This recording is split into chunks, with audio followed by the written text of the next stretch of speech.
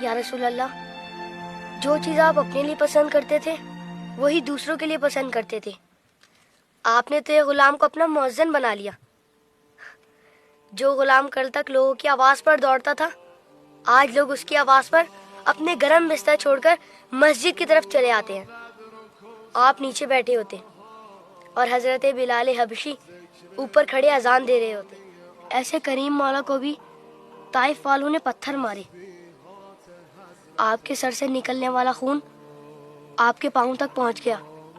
آپ کی پیاری بیٹی بی بی فاطمہ سلام اللہ علیہا آپ کے زخم صاف کرتے ہوئے روئی ہوں گی، مگر آپ نہیں روئے.